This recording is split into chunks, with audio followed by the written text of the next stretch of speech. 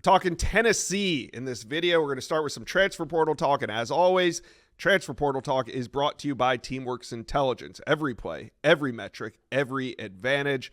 All right, we got Austin Price from VolQuest, and we're talking Joey Aguilar or Nico Amaliava. I know it wasn't a trade, but it was kind of like a trade. So who made out better in this one? Nobody made it.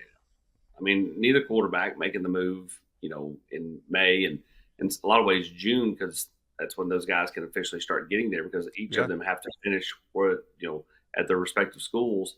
So I'm gonna say nobody.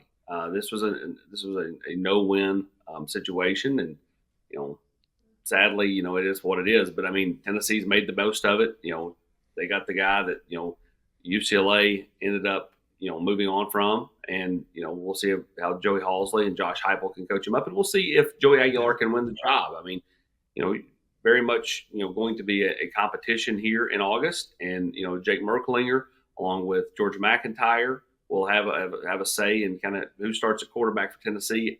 I thought it was dumb when a lot of people started just anointing Merklinger quarterback one and assuming the day of the orange and white game, and also dumb to just anoint Joey Aguilar because he's coming in here as the transfer quarterback. It's going to be a competition, and we'll see how quickly Aguilar can pick things up, because now it's really going to be on him. The pressure's on him to figure out the offense, to figure out the reads, to figure out all that stuff, because Merklinger's been in it for a year and George has been in it for 6 months.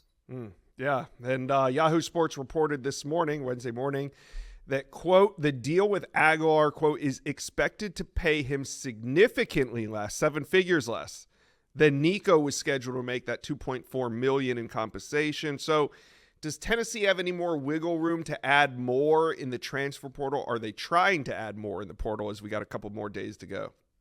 Yeah, we'll see. I mean, they're obviously going to have some visitors in here. You get the BYU receiver coming in this weekend.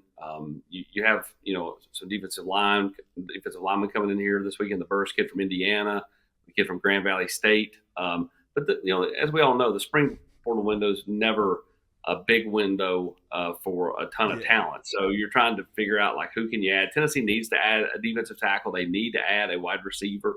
Are they taking the money they've saved and putting it towards it? I don't know. I mean, I think that's all relative. For the right players, they're going to be able to go out and be competitive. But I don't think they're just going to go, well, you're a warm body. Here's $700,000. Right. I don't think that's going to be the case just because they've got a little bit of extra money. All right. So whoever's the starter, whether it's Aguilar, whether it's Merklinger, whether it's whoever it is, has Tennessee done enough to put the talent around them on the offensive side of the ball? Yeah, I mean, a lot of unknowns on the offensive side of the ball, and that's kind of been my theme for the last couple of months, even when Nico was here. And I don't think that's a bad thing. There was a lot of unknowns in the secondary a year ago around Jermon McCoy and Ricky Gibson, and then because Tennessee had new blood and new talent in the secondary, those guys thrived.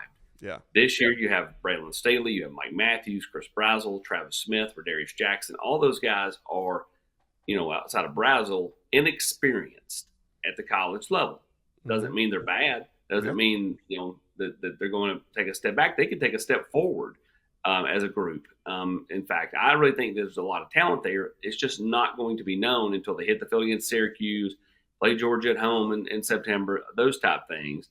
And so there's unknown, with Miles Kitselman's injury, there's unknown at tight end. And there's unknown at running back when you factor in Sean Bishop and Peyton Lewis and some of those players. You've seen them a little bit more than the receivers, but still there's an unknown there with no Dylan Sampson. Yeah. We liked a lot of these guys coming out of high school, but until they, prove it on the next level, they're unknown. You're right. There are a lot of unknowns heading into the season. All right, let's shift gears. Let's head to high school recruiting. We're going to talk about the number one running back in America a couple months ago, 7 weeks ago. If you would have asked me if Savion Hiter in Tennessee were a thing, I would have said no, not at all. But it seems like this spring, the Vols have really made up ground on the number one running back in America. Where do things stand? Yeah, I think they were always laying in the weeds, but I do think that you're right. They were behind a couple other teams. They've done a really nice job this spring. I think they're right there. I mean, are they the team to beat? I don't want to say that, but I think they're absolutely right there in the conversation for Savion Hiter. It was the visit he had back at the 1st of April was huge for Tennessee. I think they made up a ton of ground there. I think that they are in as good a spot as you can be in for a totally unknown prospect, as far as like unknown in terms of, no one knows what he's really going to do. Going into official visits, you're right there with the other teams you're competing with going into official visits. You're not behind. I think that's a huge deal for Tennessee. Now the question is can they land him? Can they do what's necessary to close him out in the month of June during official visits? Tennessee will get the last official visit, I believe. All right, let's talk about a Tennessee commitment, because On3 updated their rankings on Monday, and Tyreek King was a big mover. He's out of Knoxville Catholic, now a top 10 wide receiver in America and inside the top 100 overall. So what have you seen from King that makes him so special? Inside Scoop fans, listen up. Finding last-minute tickets to the biggest college basketball tournament can be a nightmare. So don't miss the excitement of your favorite team making the finals, or a great story of a sleeper making a deep run into the tourney. See it all in person with the help of GameTime. GameTime is the fast and easy way to buy tickets for all the big-time matchups. GameTime app is great. It's easy to use, and it works in any city with any team, and you get the best price guaranteed. Do not stress over getting into your favorite team's game anymore. There's only so many big games, and you need to get these tickets at the best prices. GameTime is the best place for last-minute ticket deals. I love the seat view function. It's so cool. You get to see a panoramic view from your seat in the app before you buy it. Now, here's what we're going to do. Take the guesswork out of buying tickets with GameTime. Download the GameTime app, create an account, use code ON3 for $20 off your first purchase. Terms apply. Again, create an account, use redeem code ON3, that's ON, the number 3, for $20 off. Download GameTime today. Last minute ticket deals, lowest price guarantee. He's elusive. He's fast. He is great athleticism. His ability to, we had one of their games last year on TV when they played against Broome Academy, George McIntyre. And there were 2 instances where he was able to kind of contort his body in the air and adjust to the ball. And you're just like, how did he do that? And he didn't break stride. Like, he goes on to score both of those on like 80-yard touchdown passes. I mean, he is a really fantastic receiver, great route runner, can really run. Yeah.